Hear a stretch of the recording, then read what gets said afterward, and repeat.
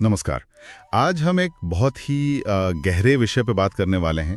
भगवत गीता का बिल्कुल पहला श्लोक। हाँ, धर्म क्षेत्रे कुरुक्षेत्रे समवेता युयुत्सवः मामकाः पांडवाश्चैव किम कुर्वत संजय। कितनी अजीब बात है ना कि दुनिया की शायद सबसे प्रभावी, सबसे गूढ़ किताबों में से एक की शुरुआत किसी महान विचार या उपदेश से नहीं होती। हाँ, बल्कि एक सवाल से होती है, एक अंधे राजा का सवाल। बिल्कुल, एक सीधा सा सवाल जिसका अगर शाब्दिक अर्थ देखें तो वो पूछ रहे हैं, हे संजय, धर्म के मैदान कुरुक्षेत्र में लड़ने की इच्छा से जो इकट्ठे हुए हैं, मेरे और पांडु के बेटों ने क्या किया? मामकाः पांडवाश्चैव, मेरे और पांडु के बेटे। हाँ, यहीं से तो आज की हमारी ये जो बातचीत है, इसका मकसद बस यही है कि इस सिर्फ एक पहली पंक्ति में जो इशारे छिपे हैं उनको थोड़ा कुरे दें, देखें कि आज के लिए इसमें क्या है। बिल्कुल, और शुरुआत ही कमाल की है इन दो शब्दों से, धर्म क्षेत्र और कुरुक्षेत्र। मतलब ये सिर्फ हरियाणा के किसी मैदान की बात नहीं हो रही है। हाँ, ये तो लगता ही है, कुछ गहरा है इसमें। गहरा है। कुरुक्षेत्र एक तरह से वो रणभूमि है जो हम सबके अंदर है, मन के अंदर जो द्वंद्व चलता है, जो संघर्ष है। और धर्म क्षेत्र वो कसौटी है, वो माहौल जहाँ ये परखा जाता है कि क्या सही है, क्या गलत, क्या हमारा कर्तव्य है। अच्छा, मतलब कुरुक्षेत्र मैदान है और धर्म क्षेत्र नियम या पैमाना। हाँ, कह सकती हैं। एक तरफ देखिए हमारी इच्छाएं हैं, महत्वाकांक्षाएं हैं, वो कौरवों की सेना जैसी हैं, बहुत सारी ताकतवर दिखने वाली, पर शायद उनमें विवेक की कमी हो। और दूसरी तरफ हमारे मूल्य, हमारे सिद्धांत, हमारी अंतरात्मा की आवाज, पांडवों की तरह शायद गिनती में कम लगें, बाहर से कमजोर लगें, पर वो सत्य के ज्यादा करीब होते हैं। ये तो ठीक है, पर रोज की जिंदगी में ये पहचानना कि कौन सी इच्छा कौरव है और कौन सा सिद्धांत पांडव, ये कहाँ आसान है।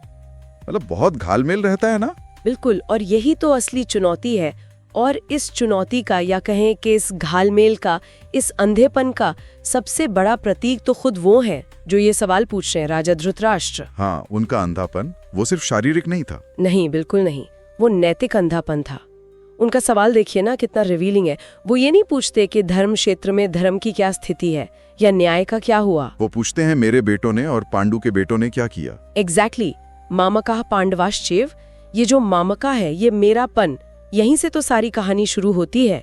ये पक्षपात, अपने बेटों के लिए चिंता, ये जो मेरा तेरा का भाव है, यही उनका असली अंधापन है। मतलब गीता की शुरुआत ही इस चेतावनी से हो रही है कि ये मेरा तेरा का चश्मा लगा के देखोगे तो सच नहीं दिखेगा। बिल्कुल, वो बस अपने बेटों की जीत या हार में इंटरेस्टेड है, उन्हें धर्म या न्याय की चिंता नहीं है।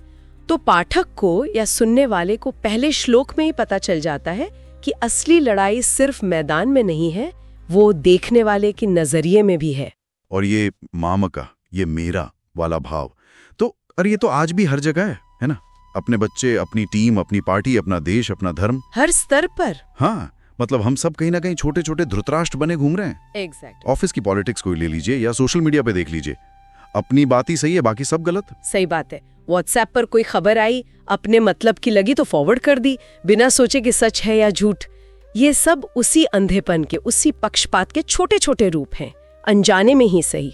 तो धृतराष्ट्र का ये अंधापन एक तरफ, और दूसरी तरफ है संजय। हाँ, संजय, जिनके पास थी दिव्य दृष्टि। अब ये दिव्य दृष्टि कोई सुपर पावर नहीं है कि एक्सरे विजन हो। हाँ, वो नहीं। नहीं, ये है सत्य को जस का तस, बिना किसी पक्षपात, बिना अपनी पसंद नापसंद घोले देख पाने की क्षमता।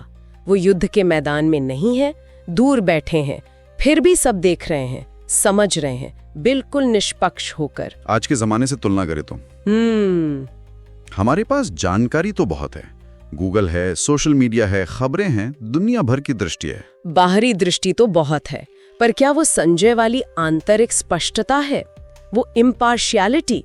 शायद नहीं। आज सूचना का सैलाब है, ओपिनियंस का शोर है। इस शोर में सच को या कम से कम स्थिति को निष्पक्षता से देखना वो मुश्किल हो गया है। तो इस संजय वाली दृष्टि कैसे आए? क्या ध्यान, मेडिटेशन, आत्मनिरीक्षण, क्या ये तरीके हैं? हाँ, मुझे लगता है यही रास्ते हैं।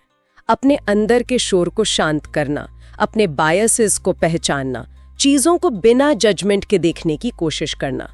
यही तो संजय कर रहे थे। वो सिर्फ रिपोर्टर नहीं थे, वो एक तरह से साक्षी थे। लेकिन क्या ये मुमकिन है, पूरी तरह निष्पक्ष होना, आज के टाइम में जब हर तरफ से इतने इन्फ्लुएंसेस हैं, इतना पोलराइजेशन है? क्या ये एक आइडियलिस्टिक बात नहीं है? देखिए, शायद 100% निष्पक्षता संभव ना हो या बहुत मुश्किल हो, पर ये एक दिशा है, एक आदर्श है जिसकी तरफ बढ़ने की कोशिश की जा सकती है। जैसे एक अच्छा डॉक्टर मरीज का इलाज करते वक्त अपनी निजी पसंद नापसंद को परे रखता है ना, हाँ। बस वैसे ही जीवन की स्थितियों को समझने की कोशिश करना। और ये कुरुक्षेत्र तो हर जगह है। करियर चुनना है, रिश्ते निभाने हैं, कोई मुश्किल फैसला लेना है, हर जगह ये द्वंद है। और हर जगह वो मेरा तेरा वाला भाव भी कहीं ना कहीं छुपा होता है। अक्सर ज्यादातर संघर्षों की जड़ में आप जाएंगी तो कहीं ना कहीं वो मामा कहा, वो मेरा तेरा, वो पक्षपात मिलेगा। पहला श्लोक असल में प्रॉब्लम की जड़ पर उंगली रख देता है, बिल्कुल शुरुआत में ही। तो क्या हम ये कह सकते हैं कि ये पहला श्लोक एक तरह से पूरी गीता का या जीवन के संघर्ष का एक मिनी मैप जैसा है? और धृतराष्ट्र के अंधेपन से सबक, यानी अपने पक्षपात, अपने मोह के प्रति सजग रहना, विवेक का इस्तेमाल करना। तो ये पहला श्लोक एक चेतावनी भी है और एक गाइडेंस की शुरुआत भी। बिल्कुल, चेतावनी की संघर्ष से बच नहीं सकते, अंदर भी और बाहर भी, और समाधान की तरफ पहला कदम भी। स्थिति को साफ देखो, संजय की तरह अपने अंधेपन को पहचानो, धृतराष्ट्र से सीखो और फिर कर्म के लिए तैयार हो जाओ, जो अर्जुन आगे करेंगे। इसीलिए शायद गीता आज भी उतनी ही रिलेवेंट लगती है। हजारों साल पुरानी बात है, लेकिन इंसान का मन तो वही है ना, उसका लालच, उसका डर, उसका मोह, कर्तव्य और इच्छा का झगड़ा, ये थोड़ी बदलाएं। सही बात है। लड़ाई का मैदान बदल गया है। पहले तीर कमान थे, आज शायद कीबोर्ड और स्क्रीन है, पर वो जो मन का कुरुक्षेत्र है वो तो वैसे ही धधक रहा है। तो निचोड़ ये निकला कि असली युद्ध भूमि और असली धर्म क्षेत्र वो कहीं बाहर नहीं, वो हमारे अंदर ही है। हाँ। और ये पहला श्लोक हमें वहीं ले जाकर खड़ा कर देता है, सोचने पर मजबूर करता है कि भाई अपने अंदर के इस कुरुक्षेत्र में हम क्या रोल निभा रहे हैं। क्या हम अर्जुन की तरह कंफ्यूज्ड हैं, निर्णय नहीं ले पा रहे, या धृतराष्ट्र की तरह अपने ही मोह और पक्षपात में फंसे हैं, आंखें बंद किए हुए हैं? या फिर क्या हम कोशिश कर रहे हैं संजय की तरह चीजों को ज्यादा साफ, ज्यादा निष्पक्ष रूप से देखने की? बिल्कुल। और एक बात जो शायद इस चर्चा से आगे ले जाने लायक है, वो ये कि अगर कुरुक्षेत्र भीतर है तो फिर धर्म क्षेत्र भी तो भीतर ही हुआ ना। मतलब ये कि क्या सही है, क्या गलत है, क्या मेरा धर्म है, इसका फैसला और इसका पालन भी हमें अपने अंदर ही करना है। बाहर के नियम, समाज, गुरु सब गाइड कर सकते हैं, पर अंतिम निर्णय और जिम्मेदारी तो हमारी अपनी है। तो चुनाव हमारा है। हाँ, चुनाव हर व्यक्ति का अपना है कि वो अपने अंदर की इस लड़ाई को फेस करे, इससे कुछ सीखे, या फिर धृतराष्ट्र की तरह आंखें मूंद ले। और ये चुनाव कोई एक बार का नहीं है। नहीं, ये तो रोज का है, शायद हर पल का है। हर छोटे बड़े फैसले में ये कुरुक्षेत्र सामने आ जाता है। अगर आप अब तक हमारे साथ जुड़े हुए हैं तो जाहिर है ये बातें आपके लिए मायने रखती हैं। तो इस वीडियो को लाइक जरूर करिए, और अगर आप चाहते हैं कि हर हफ्ते ऐसी ही लाइफ चेंजिंग बातें, गहरी चर्चाएं आप तक पहुंचती रहें, तो सब्सक्राइब करना मत भूलिएगा।